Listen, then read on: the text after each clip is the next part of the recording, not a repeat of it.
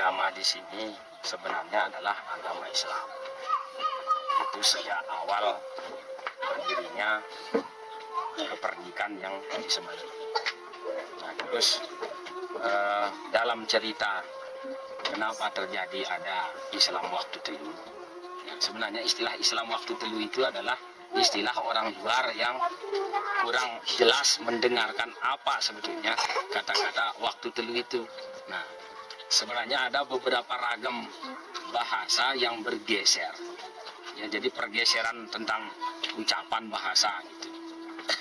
Nah, pertama adalah metu telu, yaitu konsep Tuhan alam manusia, atau wetu telu, itu konsep Tuhan alam manusia. Nah, ketiga konsep ini dilaksanakan oleh wetu telu.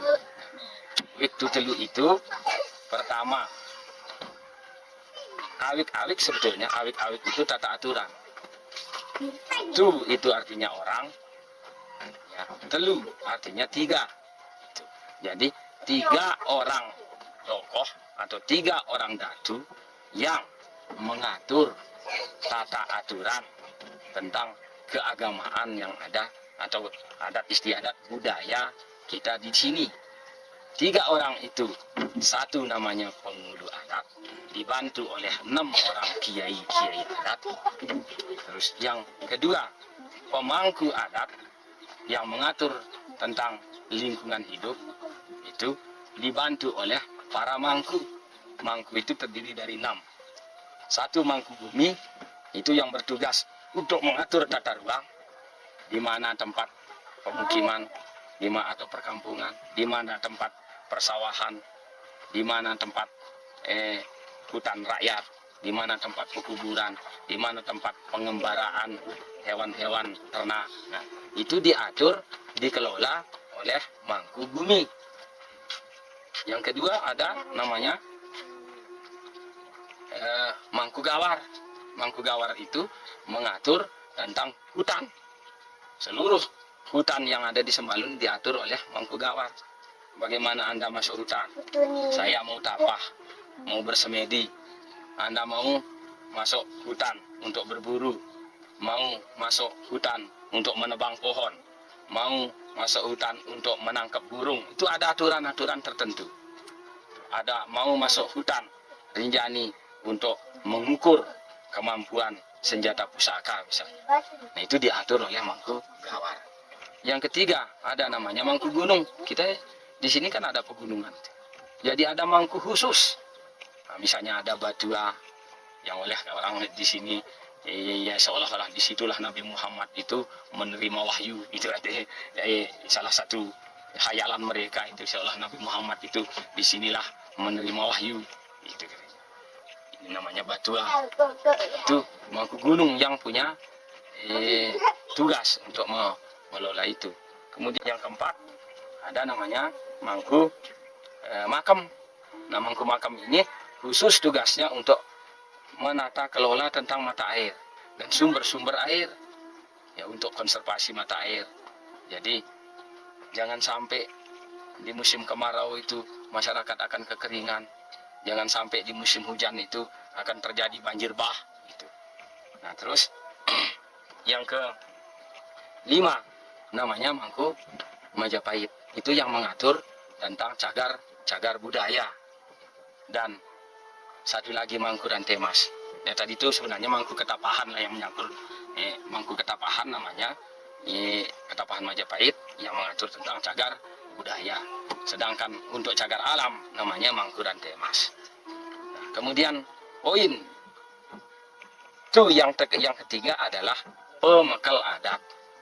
Pemekal adat ini mengatur tentang pemerintahan, manusia, itu masyarakat. Nah, mereka dibantu oleh jero kepala, jero tulis, jero arah, jero keliang, kemudian jero langlang, jero pekemit. Jadi masing-masing tuh yang 3 itu masing-masing dibantu sama 6 orang tadi. Nah, kemudian kita kembali kepada tentang Wiktu Telu. Nah, Wiktu Telu itu ajarannya adalah tentang satu, tentang ketuhanan yang dipimpin oleh penghulu adat tadi, tentang lingkungan yang dipimpin oleh pemangku adat tadi, tentang masyarakat manusia, tentang keseluruhan masyarakat itu diatur ditata kelola oleh pemangku adat yang dibantu oleh yang tersebut tadi itu. Nah, tapi di suatu saat terjadilah pergeseran tentang Wiktu Telu itu. Wiktu Telu itu pada suatu ketika di zaman sekitar abad ke-18 ya.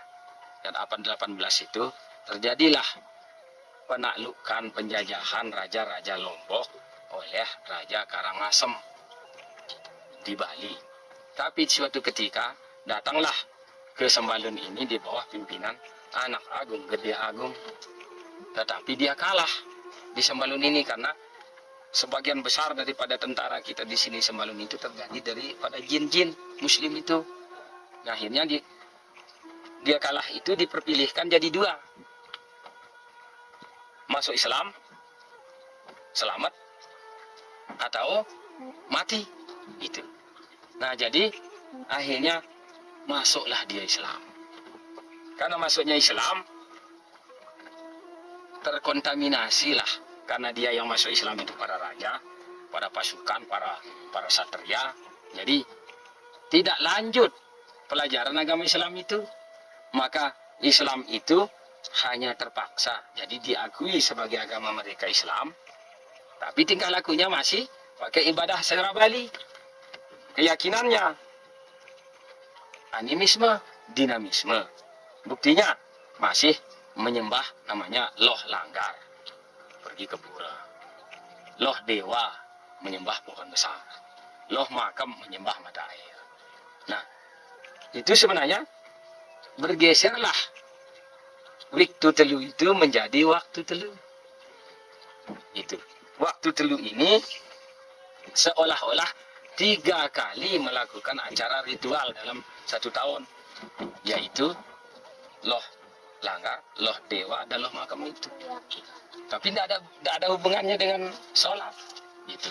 Jadi terjadinya istilah Waktu Telu itu pengakuannya sebagai adalah Islam, orang-orang Bali itu, tapi praktik ibadahnya cara-cara Hindu, keyakinannya adalah masih animisme. Nah, inilah yang menyebar. Di suatu ketika akhirnya terkenallah dia menjadi Islam Waktu Telu. Jadi itu kira-kira. Jadi tidak ada. Kalau yang Islam itu tetap sesolatnya 5 kali sehari semalam. Tapi yang terkontaminasi orang-orang Bali yang masuk Islam itu masih hanya pengakuan saja. Maka terciptalah satu suku pada waktu itu namanya suku Bali Lombok, yaitu orang-orang Bali yang memeluk agama Islam. Nah, ini Pak. Jadi waktu Telu itu Loh Langgar, Loh Dewa sama Loh Makam. Ya. Yang menjalankan tuh sekarang udah beralih ke menjadi Islam ya kan ya, dengan caranya. Seperti gimana tuh Pak? Kalau Loh Langgar tuh gimana? Kalau Loh Langgar itu sebetulnya sekarang. Kalau kita Loh Langgar itu, kalau istilah sekarang itu, ya kita diskusi-diskusi ini, termasuk upaya kita ini Loh Langgar namanya. Berdiskusi tentang ajaran moral spiritual. Kalau sekarang dipimpin sama siapa itu? Yang saya ini penghulu adat. Ya, penghulu adat itu. Nah, terus ya ini kan sudah tidak ada lagi itu acara itu. Nah, saya tampil di sini itu tetap menggunakan istilah itu. Loh Langgar artinya pesantren. Nah, kemudian Loh Dewa. Nah, Dewa sekarang tidak ada lagi hutan lebat, tidak ada lagi pohon-pohon besar. Nah, maka saya terjemahkan Loh Dewa itu adalah penanaman pohon, rebuisasi dan penghijauan. Itu. Nah, itulah yang saya pakai terjemahkan ini dalam adat kami sekarang ini. Kemudian yang ketiga, Loh Makam. Makam sekarang sudah tidak ada air karena hutan rusak. Air pun sudah mulai mengering. Makam itu mata air, bukan. Jadi makam kami di situ, makam itu adalah mata air. Jadi buat perairan, irigasi. Ya, untuk irigasi, untuk air minum, untuk air obat dan sebagainya. Nah, maka Loh Makam sekarang ini konservasi mata air. Loh makam dipimpin sama siapa, Pak? Ya dipimpin sama penghulu juga di sana. Oh, Jadi karena ini yang dibaca di sana, di atas mata air itu. Sementara kita di sini sembelih kerbau untuk dimakan bersama setelah mereka selesai membaca Quran ini. Di situ. Nah, jadi penghulunya megang ini, ada kiainya, ada lebih kecil lagi Quranan daripada ini. Jadi mereka tadarus di sana sampai tamat itu. ini isinya sama kayak Al-Quran yang Sama, sekarang ya? sama. Cuman di sini tidak ada anunya, tidak ada Bab-bab. misalnya siren baca di sini tidak ada komanya semuanya. Isinya sama. Tapi kalau ini kan dikasih tanda ini sekarang sudah dikasih tanda. Ada ini titik di sini di ayat-ayatnya itu enggak jelas di sini itu. Oh, jadi penghulu adat sama apa lagi? Penghulu bukan penghulu. Oh, penghulu. Ya, penghulu. Penghulu Ada, penghulu adat, pemangku ada, pemangku adat, pemakal adat.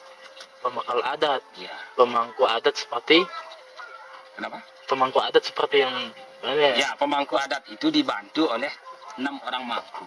Oh, itu ya. Mangku bumi, mangku gawar, mangku gunung, mangku makam, mangku ketapahan, mangku rantai emas. Jadi berburu pun diatur oleh mangku gawar itu dengan tata aturan. Kalau mau berburu tidak boleh, kalau dia sedang kumpul semua rusa ini tidak boleh diburu, harus pulang. Kalau dilanggar mati. Iya. Gitu. Maka yang harus diburu itu yaitu yang sudah menjadi itu rusa-rusa yang sudah terpisah dari kelompoknya itu. Satu-satu Yang gitu ya. kanibal ya, yang kanibal itu yang sudah.